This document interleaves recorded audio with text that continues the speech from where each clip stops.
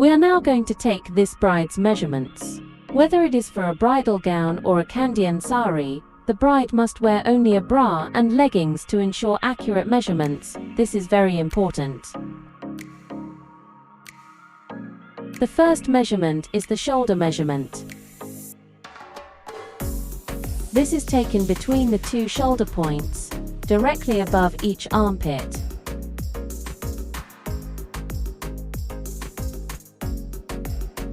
The measurement should not be taken from the front. Instead, while standing in front of the bride, place the measuring tape across the back of the shoulders and record the measurement from behind.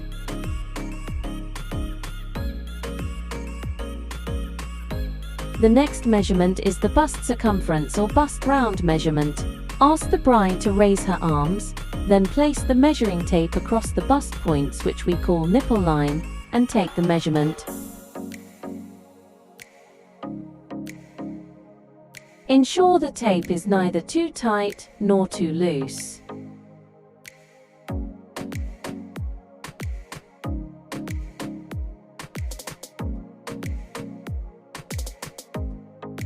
The next measurement is the front jacket height. Bridal jackets are generally made shorter than regular jackets, and this measurement is also required for gowns. First, identify the natural curve of the bride's upper body. This is the breaking point of this bride. For the starting point of the measurement, keep the tape just below the ear at the top of the shoulder.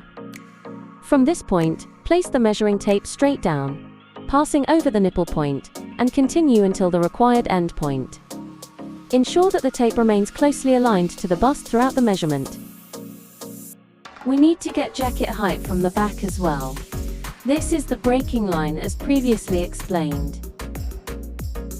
Start from the point just below the ear on the shoulder, and take the measurement straight down, ensuring it crosses the natural breaking line of the upper body.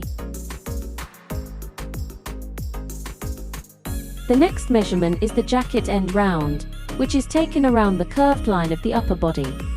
Make sure the measuring tape is placed evenly and is neither too tight nor too loose.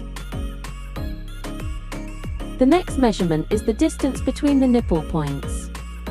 Measure straight from the left nipple to the right nipple to get this measurement. The next measurement is the distance to the nipple point. Starting from the point just below the ear, measure straight down to the nipple, keeping the tape closely aligned with the body throughout. Next, measure the bra cut height. Keep the tape steady and measure just under the bust, ensuring it fully covers the entire breast.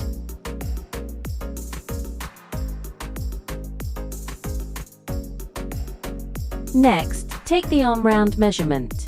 Place the tape around the armpit and measure up over the top of the shoulder. Ensure the tape is straight and neither too tight nor too loose.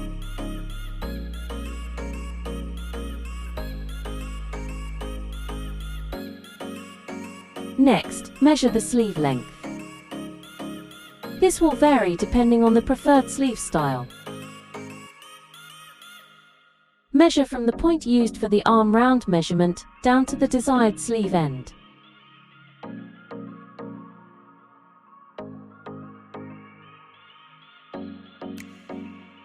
Next, measure the sleeve end circumference. Wrap the tape around the end point of the previous sleeve length measurement and record the measurement like this. Additionally, take the elbow round measurement to ensure a perfect fit. Wrap the tape around the elbow and record the measurement accurately.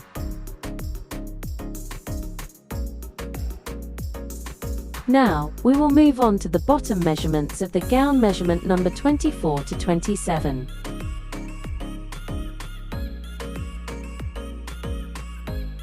As previously explained, we now know where the upper body naturally breaks or curves. Now take the hip measurement. Identify the widest part of the lower body. Place the tape comfortably around it, neither too tight nor too loose, and record the measurement. Ensure that the tape passes over both buttocks to capture the fullest, widest measurement when taking the hip measurement. Next, measure the height from the upper waist. This is not the usual waist position, but the point where the upper body naturally curves or breaks, as explained during the upper body measurements. Measure down towards the feet. Do not include heels in this measurement, as heel height will be measured separately. Next, distance between hip and upper body waist. Measure the height from the upper body breaking point down to the point where the hip circumference was taken. Starting from the hip point, measure down to the knees to record distance between hip and knee measurement. These are all the lower body measurements required for the bridal gown.